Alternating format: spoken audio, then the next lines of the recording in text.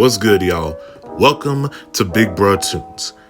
Alright, so one thing I need to say right now, I don't like to talk about anime much. Actually, scratch that. I don't like to talk about new anime much. Nothing against it or anything. I just know anime, whether on YouTube or Twitter, can lead to a not so civil discourse, unless I'm talking about old anime. So I usually keep most opinions to myself. Nigga, the things I said about Demon Slayer will get me shot. That being said, let's discuss one of the best manga and anime to come out of the decade, My Hero Academia. Now, regardless of how you feel about My Hero, whether it be the series itself or the hellish fandom, you cannot deny the impact it has had on the world of manga and anime, with many claiming it to have its spot in the next big three of Shonen Jump. But we're not here to talk about that. We are here to discuss a character that has made a huge impact in both the My Hero and anime community as a whole.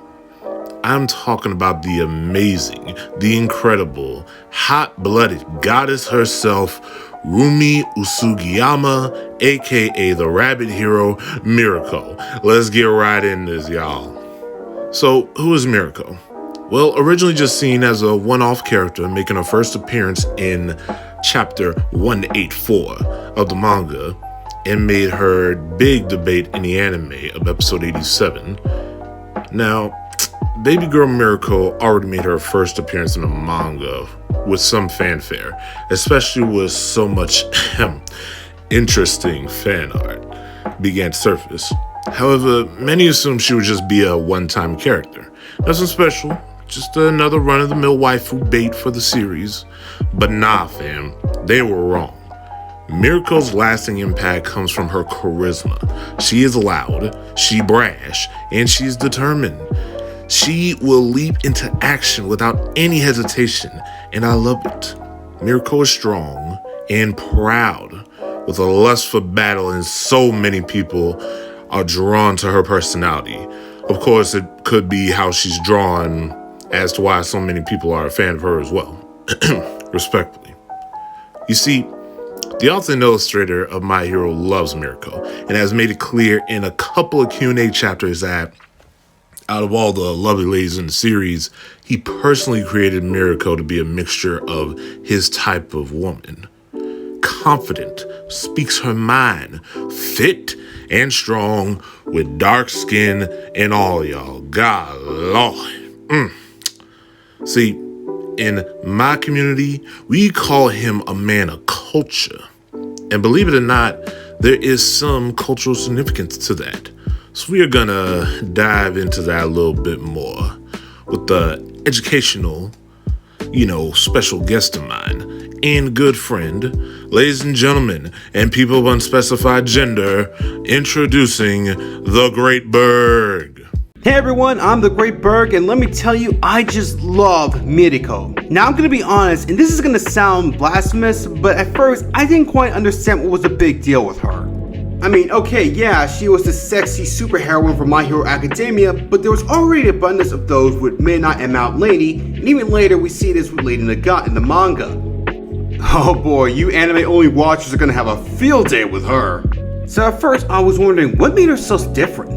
But keep in mind, this was at the time when I was behind both the anime and manga, and I only heard through word of mouth. But once I caught up with the anime and started reading the manga, I saw the light and truly saw the rabbit goddess for who she is. Along with Mirko's looks, I find her character to be rather interesting. The one thing I can describe Mirko as is that she is determined, she is dedicated to her job, and even though a quirk like rabbit seems laughable, in reality she knows how to work it to the point where she has taken on enemies far more powerful than her, and even made Dobby cower in fear. Yeah, you better run, you little bitch! Yeah, you can take on Hawk and Endeavor, but when Mirko comes in, he knows he's fucked! Like my compatriot Kang here, I too want Mirko to crush me between her bountiful thighs. Hell, she's shorter than me being 5'2", and yet she can still kick my ass. Look man, I believe in strong women's supremacy. I don't mind being the house husband to her, making her everything's nice, making sure she's relaxed after a hard day of work, worrying if something bad will happen to her, that kind of stuff. The point is, I love Mirko, and so do a lot of people. Now granted, strong dark-skinned female characters are nothing new in anime. You have Yoroichi from Bleach, Karori from Naruto, and just Lane from Mushoku Tensei. But it's Mirko here who has left the biggest impact on people. But why is that? Well, Mirko represents something that a lot of people can relate to. What, you thought this video was just about us simping? No. My part in this video is to showcase the more cultural impact that Mirko has and how it goes against the status quo in Japan and other places as well, along with some possible storylines if a Mirko spinoff were to happen. See, Mirko is a strong, muscular, loud, dark-skinned woman, and for Japan, that is really looked down upon. I mean, it's looked down in a lot of places, but we're mainly good at focusing on Japan. You see, despite what many weebs see in anime, Japan is still a very conservative, isolationist, and patriarchal society. Women are still seen as having a certain role in Japan as a meek, quiet, petite, and pale girl who stays home and does all the work there.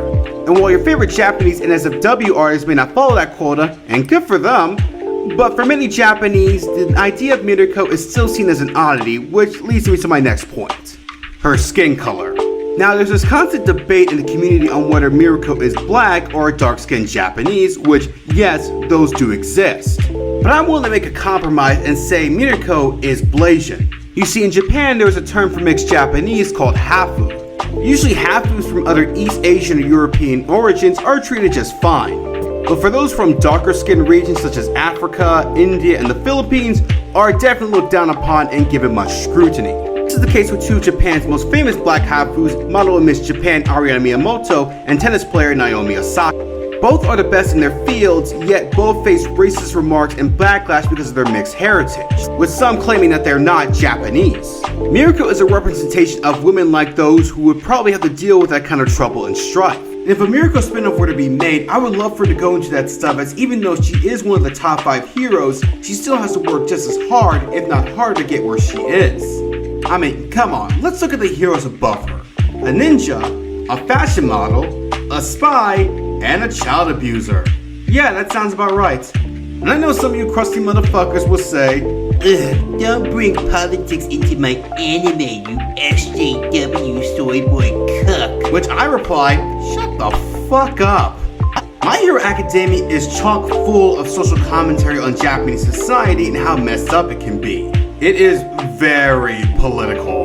But yeah, sorry if it got a bit dark there, but I'm going to show that there was more to this rabbit heroine than just a pretty face, and these factors make her even more relatable than most people thought. And I want to thank Big Bro Tunes for giving me this spot in order to explain this. But to end my part on a much lighter note, Mirko is definitely a fucking queen. And when My Hero Academia ends and we get a Mirko series, you bet your ass I'll be the first one to support it. Anyway, back to you, Kang. Thank you, Berg. You're a real one, my guy. If you're curious and want to see more of Berg's content, there is a link to his channel in the description below. But in conclusion, Mirko's amazing, y'all. I'd even argue that she is one of, if not the best female character in modern shonen today. Trust and believe, that is not an easy feat in my book. Even my boy Hendog likes her, and this nigga doesn't even like my hero. You want to argue or disagree? By all means, because honestly, I don't give a damn. It's my video. She is a gorgeous, dark-skinned, black queen with a banging body to go with it. God bless you, Mirko. You blessed us enough with your greatness as it is. Jesus Christ, I'm down pat, nigga. Anyways, thanks again for watching this video on one of the best characters in My Hero Academia. Big thank you to the homie Berg for joining me as my special guest on this video. And an even bigger thank you to my bro and Donut Lord Ramen for editing this video.